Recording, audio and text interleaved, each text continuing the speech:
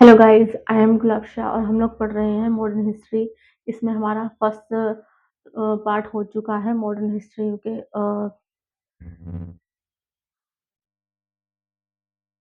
हमारा टॉपिक 8 चल रहा है। टॉपिक 8 में हम पढ़ रहे थे परमानेंट सेटलमेंट और economic history of pre independent India में लैंड रेवेन्यू सिस्टम में मैंने आपको बिडिंग सिस्टम, परमानेंट सेटलमेंट और सनसेट लॉ के बारे में पढ़ाया अभी तक। ठीक है।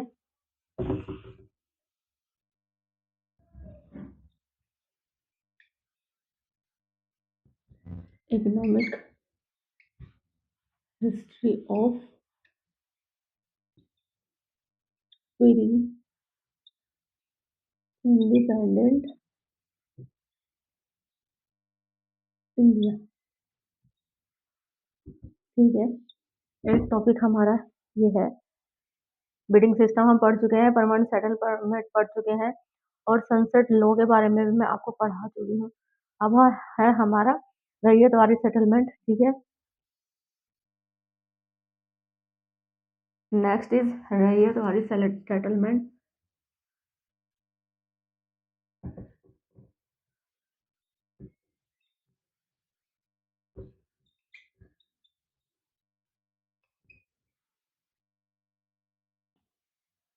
इसको इंट्रोड्यूस किया था थॉमस मुनरो ने, जो कि मद्रास के गवर्नर थे। This ryotwari system was practice in Madras. ये जो सिस्टम था प्रैक्टिस हुआ मद्रास प्रेसिडेंसी के अंदर, बॉम्बे प्रेसिडेंसी के अंदर एंड इट ऑल्सो हैड इसका इन्फ्लुएंस आसाम में भी देखा गया। ठीक है। In this system peasant were having ownership of land. इस सिस्टम के अंदर जो पीजन थे ना, उनको ही ओनरशिप दी गई लैंड की। They could self gift and mortgage there land. ठीक है। Taxes were directly collected by the Britishers. जो टैक्स थे ना, वो डायरेक्टली कलेक्ट किए गए ब्रिटिशर्स के द्वारा। There were no middleman. Tax rate were comparatively high and when compare to permanent settlement. ठीक है। मीन्स रैयत का मतलब है पीजेंट। ठीक है। Means peasant. ठीक है। इस सेटलमेंट का क्या मतलब था? इसको इंट्रोड्यूस किया थॉमस मुनरो ने।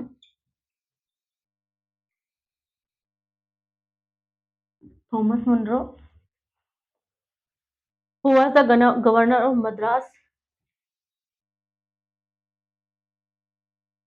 Who was the governor of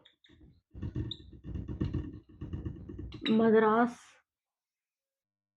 This Rayatwari system was practiced in Madras Presidency. This Rayatwari system was practiced in Madras Presidency,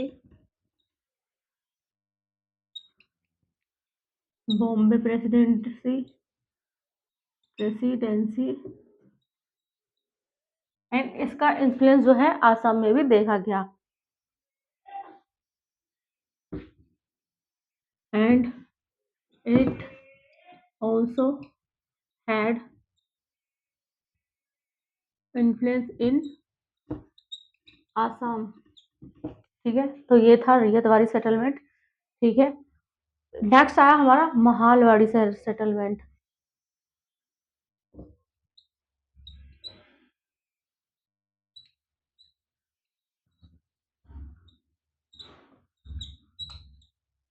Mahalwari settlement. ठीक है। इसको इंट्रोड्यूस किया होल्ट मैकेंजी इन 1822 में। In many parts of the world, बहुत सारे part में दुनिया के। 1833 William Bentinck majorly implemented this system. जो विलियम बेंटिक थे, उन्होंने मेजरली इम्प्लीमेंट किया इस सिस्टम को 1833 के अंदर इंडिया में। In north western frontier province में, आगरा एंड सेंट्रल प्रोविंस में, Punjab, some area of Ganga valley, इनके अंदर ये इम्प्लीमेंट किया गया। In this system the entire area was divided into mahal. इस सिस्टम के अंदर पूरा जो एरिया था ना, वो डिवाइड होगा महल में, ठीक है? इंक्लूडिंग वन और मोर विलेज, जिसमें एक से ज़्यादा विलेज होंगे। Taxes were impose on each महल, और टैक्स क्या है, हर एक महल से इम्पोज किया जाएगा। The tax were collected by the village head और लीडर्स, जो टैक्स है वो विलेज के हेड और लीडर्स द्वारा कलेक्ट किया जाएगा। Peasant also had ownership of the land, और पीजेंट जो थे ना, उनको भी इसके अंदर ओनरशिप दी गई लैंड ही, ठीक है? इसको इंट्रोड्यूस किया था होल्ट मैकेंजी ने। होल्ट मैकेंजी ने एंड इम्प्लीमेंट किया था, implemented by William Bentinck.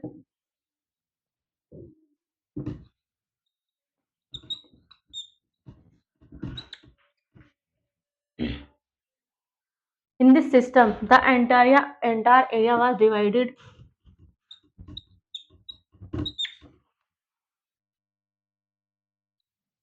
In this system, the entire area was divided into one or more village tax were imposed mahal, including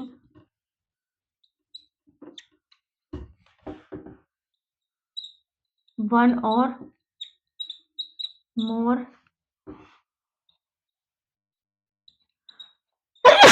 village, sorry, taxes were imposed on each mahal. Taxes were imposed on each महल, ठीक है? और जो tax थे उनको collect किया head और leader ने village के। पीजेंट को भी ओनरशिप दी गई इसमें, ठीक है? इस इकोनॉमिक पॉलिसी का ब्रिटिश इकोनॉमिक पॉलिसी का इंडिया पर क्या इम्पैक्ट पड़ा, ठीक है? क्या हुआ? पहला हुआ कमर्शियलाइजेशन ऑफ एग्रीकल्चर हुआ, ग्रोथ ऑफ एग्रीकल्चर हुआ, and destruction of handicraft industry हुआ, ठीक है? इससे ये 3 इम्पैक्ट बहुत ज़्यादा मेजरली अफेक्ट हुआ इससे। उसके बाद एक theory I, drain of wealth कहा जाता है, जो कि दादा दादा भाई नौरोजी द्वारा दी गई है, ड्रेन ऑफ वेल्थ, ठीक है?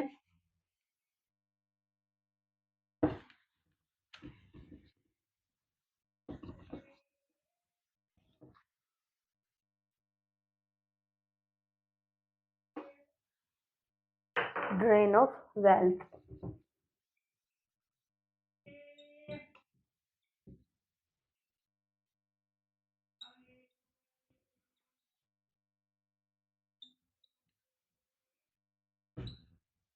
दादा भाई नौरोजी द्वारा ये दी गई थी, ठीक है?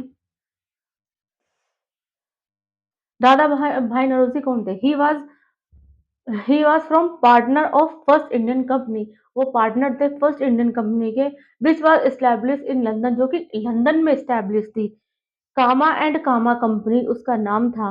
इन 1865 में ही एस्टैब्लिश, 1865 में इन्होंने लंदन इंडियन सोसाइटी स्थगित की।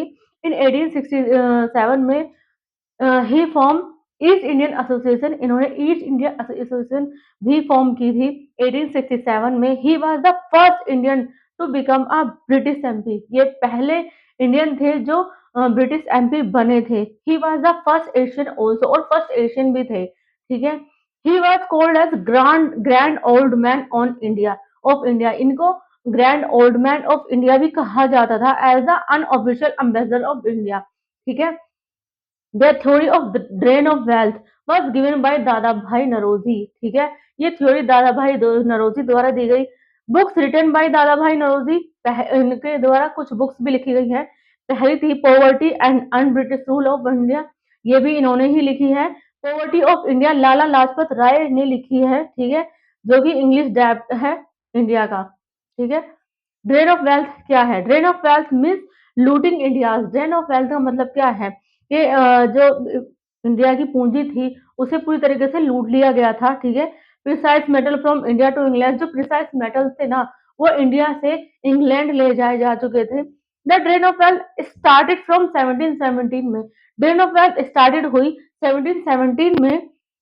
Then Farrukh Siyar granted farman to EIC, EIC द्वारा फारूक सियार ने एक फरमान दिया जिसका मिसयूज हुआ ईस्ट इंडिया कंपनी द्वारा, ठीक है।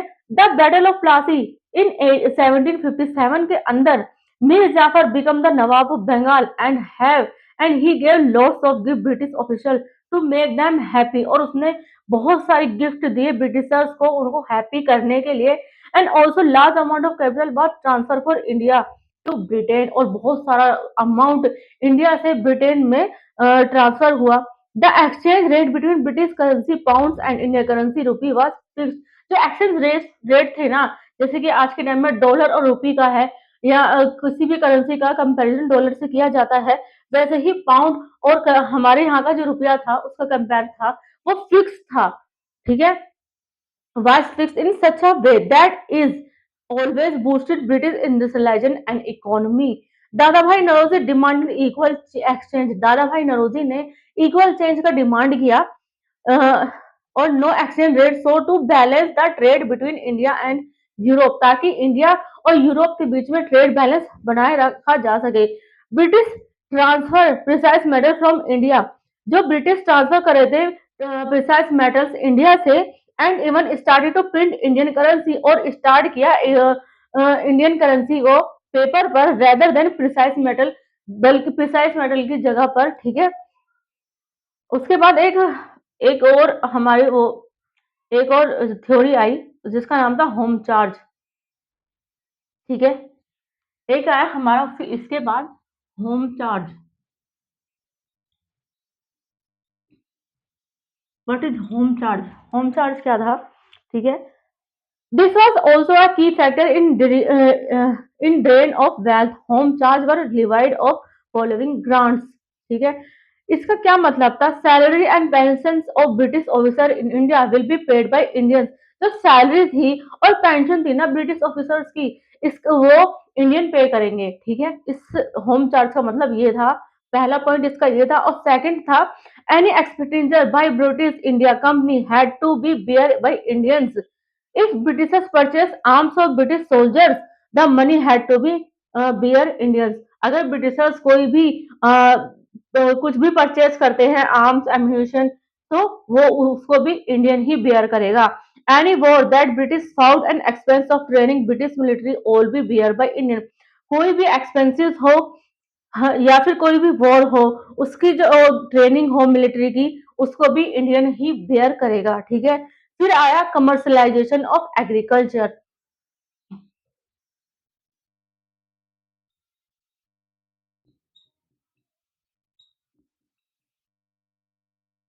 Commercialisation of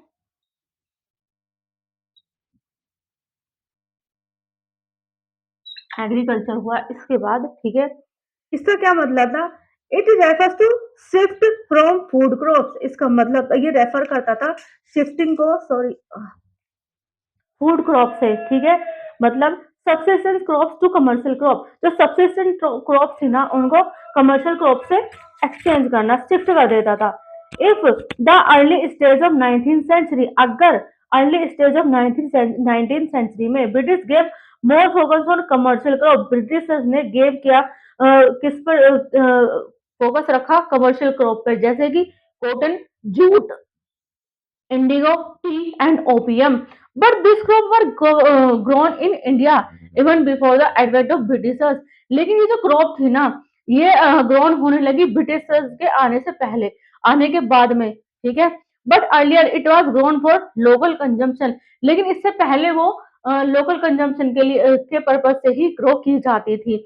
now it was grown for commercial purpose, लेकिन अब ब्रिटिशर्स के एडवेंट होने के बाद में, आने के बाद में, अब वो कमर्शियल पर्पज के लिए ग्रो की जाने लगी। As per the data given by British Indian authority, जो कि ब्रिटिश इंडियन अथॉरिटी द्वारा हम डेटा दिया गया for the year between 1800 to 1860 में, the commercial crop growth rose by 43%, whereas the food crop grown 77%। जो कमर्शियल क्रॉप थी ना वो 43% ग्रो की जा रही थी और फूड क्रॉप सिर्फ 7% ही ग्रो की जा रही थी।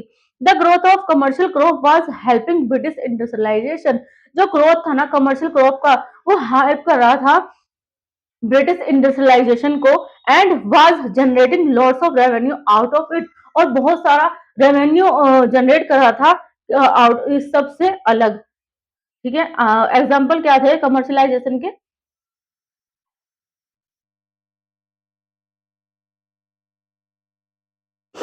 जैसे कि American cotton was the best cotton in the world market. American cotton दुनिया का सबसे बेस्ट कॉटन था। Due to American civil war के टाइम पर cotton stop coming toward market. Cotton क्या है मार्केट में आना बंद हो गया था। It resulted in the cotton market crisis. इसका रिजल्ट ये हुआ कि कॉटन मार्केट क्राइसिस होने लगे। ठीक है, British wanted to gain their situation और ब्रिटिशर्स ने इसका सिचुएशन का गेन निकाला। ठीक है, British had largest colonies throughout of the world. Britishers की बहुत सारी कॉलोनी थी, सिर्फ इंडिया में नहीं पूरी दुनिया में। They started exploiting at various location. उन्होंने बहुत सारी लोकेशन पर बहुत सारी जगहों पर एक्सप्लोइटेशन मचाना शुरू कर दिया। They cotton could be cultivate और उन्होंने कॉटन को कल्टीवेट खेती करानी शुरू की। Finally they found the Deccan region of India और उनको डक्कान रीजन मिला कल्टीवेशन के लिए। ठीक है, कॉटन के लिए best suited place for cotton cultivation, जो कि बेस्ट सूटेड प्लेस था कॉटन को उगाने के लिए, कॉटन की खेती के लिए। They selected Deccan region due to percentage of black metallic soil. उन्होंने डेक्कन रीजन को इसलिए चुना क्योंकि बहुत अच्छे परसेंटेज में वहां पर जो ब्लैक मेटेलिक सॉइल था विच हैड फिटेनियन इन इट। ठीक है, जो कि फिट था उस चीज के लिए।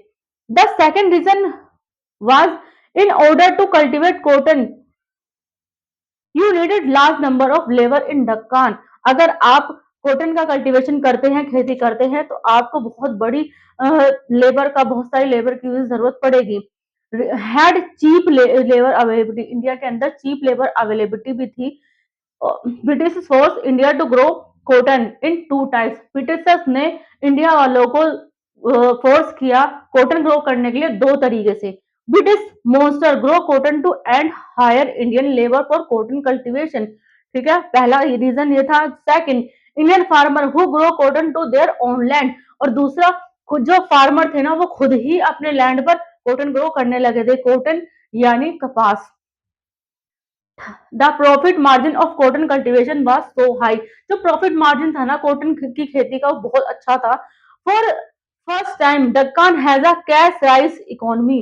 पहले बार दक्कन कैश राइस इकोनॉमी बना। It was called as cotton become in Deccan और दक्कन बूम। ठीक है, इसको कहा गया cotton become in Deccan and Deccan boom. ठीक है, the only problem present had the cotton cultivation required. एक प्रॉब्लम हुई उसके साथ में कॉटन को की खेती करने के लिए very high investment and Indian peasant to borrow money. इस इंडियन बहुत ज्यादा इन्वेस्टमेंट उसको में करना पड़ता था और इंडिया के जो किसान थे उन्होंने उधार पैसा लिया मनी लेंडर से at a very high interest rate, बहुत ही हाई इंटरेस्ट रेट पर। Since cotton was a commercial crop, क्योंकि उस टाइम पर कॉटन एक कमर्शियल क्रॉप थी। British also in land revenue in cotton was grown. ठीक है, इन द ईयर 1860 के अंदर American civil war ended. America की सिविल वॉर खत्म हो गई थी। American cotton come back to world market और अमेरिका का जो कॉटन था उसने कम बैक कर लिया था दुनिया की मार्केट के अंदर। Which was produce in the Deccan region was not matching the quality of American cotton. जो डक्कान रीजन में कॉटन कल्टीवेट किया गया था वो अमेरिकन कॉटन से मैच नहीं कर पाया। ठीक है,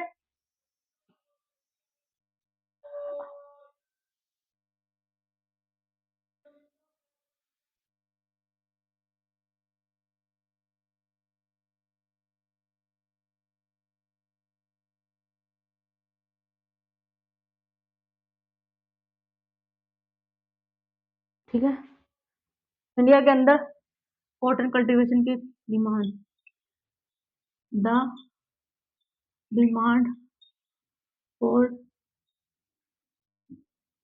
Indian cotton. The British understood the scenario, British understood समझ गए थे इस सिनेरियो को, and stop growing cotton in Deccan, उन्होंने कॉटन को डक्कान के अंदर कल्टीवेट होने से रोक दिया था। While the Indian peasant who borrow money from moneylender, लेकिन जो इंडियन पीजेंट थे ना उन्होंने जिन्होंने उधार लेकर अपने लैंड पर कॉटन उगाया था, Indian cotton not attended by the world market, Indian के कॉटन ने वर्ल्ड मार्केट को अटेंड नहीं किया। The farmer could not generate revenue, और फार्मर जनरेट नहीं कर पाए रेवेन्यू को। They were not able to repay the money lenders, वो मनी लेंडर को पैसा वापस करने में एबल नहीं हो पाए। They fall in the debt trap, और वो डेट ट्रैप में फंस गए। Finally the farmer to sell out their land, और उसके बाद लोगों ने आखिरकार अपना जो लैंड था उसको बेचना शुरू कर दिया। There land for their survival, अपने लैंड को अपने सर्वाइवल के लिए। तो इंडियन फार्मर्स बिकम लेबर, और इंडियन जो फार्मर थे वो लेबर बन गए थे, एंड देयर लैंड इटसेल्फ, और उनका लैंड भी उनके लिए अब उनका लैंड जो था उसी पर वो लोग लेबर बनकर काम कर रहे थे। Large number of farmers become landless, बहुत ज्यादा फार्मर्स लैंडलेस होते गए थे डक्कान रीजन के अंदर। स्ट्रिक्ट फेमाइन आ गया था, स्टारवेशन, बेगार and large number of suicide होने लगे थे पॉपुलेशन में। पॉपुलेशन रिवोल्टेड अगेंस्ट ब्रिटिशर्स, और इसकी वजह से पीजेंट मूवमेंट हुआ एक, जिसकी वजह से पॉपुलेशन ने रिवोल्ट किया ब्रिटिशर्स के खिलाफ। This revolt is called as Deccan revolt, इस रिवोल्ट को कहा गया डेक्कान रिवोल्ट। इन 1875 में British pass a Deccan relief act, Britishers ने एक डेक्कान रिलीफ एक्ट पास किया। They increase land revenue was taken back, और उन्होंने क्या किया, जो इन्होंने लैंड रेवेन्यू इंक्रीज किया था उसको टेकन बैक, वापस ले लिया था। ठीक है, तो आज का हमारा यहीं तक। सेकंड टॉपिक नेक्स्ट अगले बार में मैं आपको पढ़ाऊंगी। ठीक है, 6 से लेकर 12 तक अगर आपको किसी भी सब्जेक्ट में कोई भी ट्यूशन पढ़ना हो तो हमारी एकेडमी ऑल सब्जेक्ट ट्यूशन पढ़ाती है। हम एसएससी, सीजीएल, यूपीएससी, यूपीपीएससी वगैरह की तैयारी भी कराते हैं। हम उर्दू लिखना पढ़ना भी सिखाते हैं। अगर आपको इनमें से किसी भी चीज में कोई भी इंटरेस्ट हो, नीचे कैप्शन में हमारा नंबर दिया गया है, आप एनी टाइम हमें कॉल कर सकते हैं। ज्यादा से ज्यादा लाइक करें, सब्सक्राइब करें, कमेंट करें। Thank you so much.